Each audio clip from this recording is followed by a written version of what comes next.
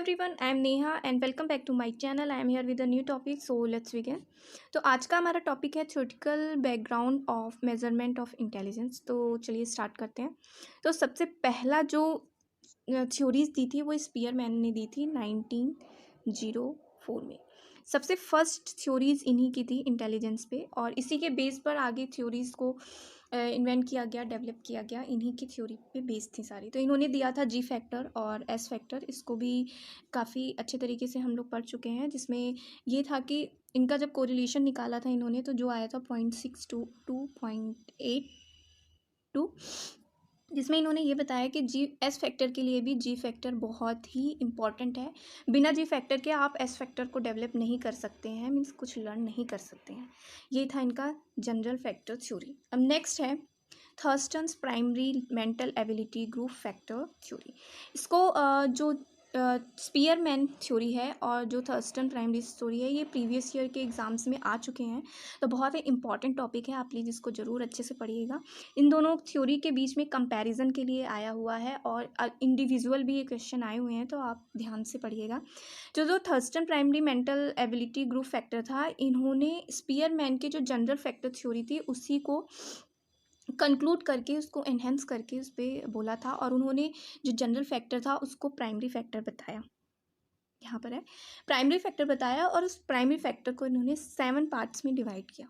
Memory, the number factor, the verbal factor, word fluency, reasoning, perceptual speed, the space factor. Memory में हम कैसे चीज़ों को बहुत जल्दी रिकॉग्नाइज करते हैं। नंबर फैक्टर कि एक्यूरेट न्यूमेरिकल कैलकुलेशन एबिलिटी जो होती है बहुत तेज़ी से, वो इसके नंबर फैक्टर के अंदर आती है। वर्बल फैक्टर, जो वोकैब लैंग्वेज स्किल्स होती हैं वो बहुत ही ज़्यादा अच्छी होती है, वर्बल कंप्रीहेंशन बहुत अच्छा होता है, तो वो इसके अंदर में आता है। वर्ड फ्लुएंसी, जैसे कोई राइटर है उसके पास जो वर्ड्स होते हैं बहुत ही उम्दा होते हैं। जैसे कि उम्दा वर्ड से याद आया कि जैसे शायर जो होते हैं, जो उर्दू राइटर होते हैं, उनके जो वर्ड्स होते हैं वो बहुत ही अच्छे होते हैं, जो वर्ड फ्लुएंसी के एबिलिटी के अंदर आता है। रीजनिंग, रीजनिंग क्या होती है, जैसे अ सीरीज और ग्रुप ऑफ लेटर्स इन्वॉल्व होते हैं इसमें।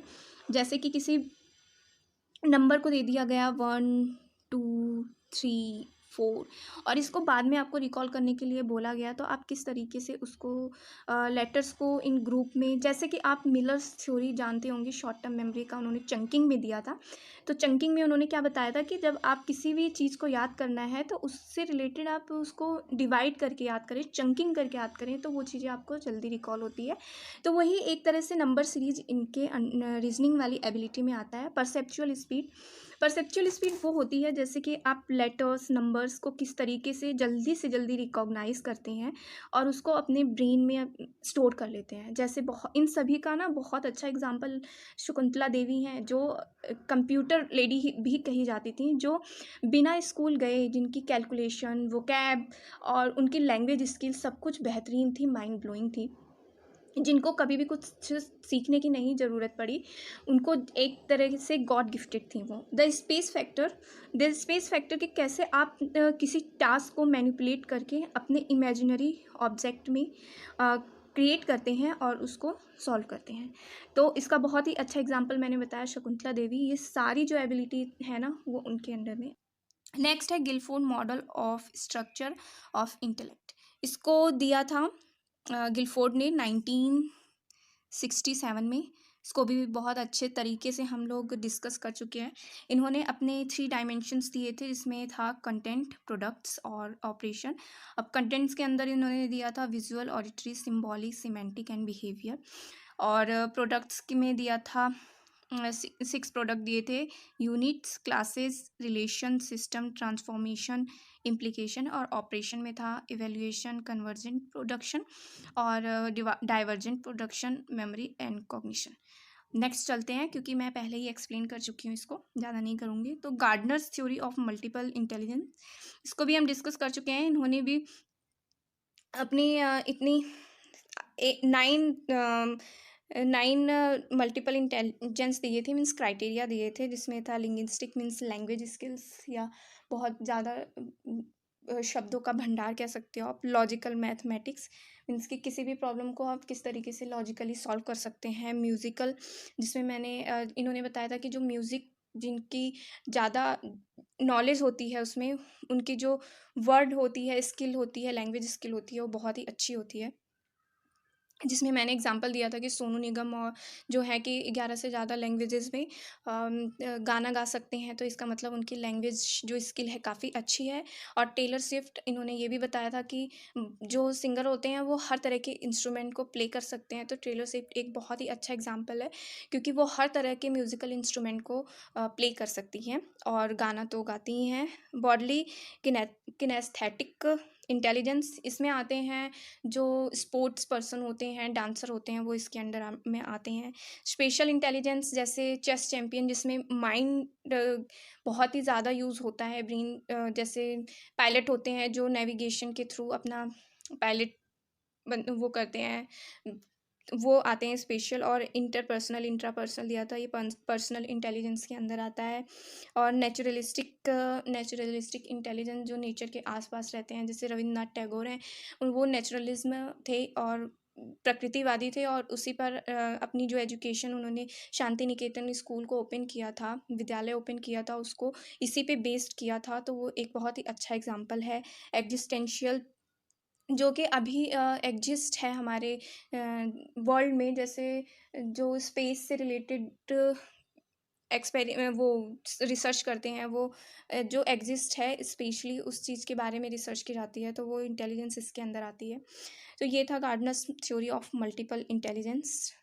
नेक्स्ट है स्टर्नबर्ग टायराइड की थ्योरी, इसमें इन्होंने 3 सब थ्योरी दी थी, इसको भी काफ़ी अच्छे से डिस्कस कर चुके हैं।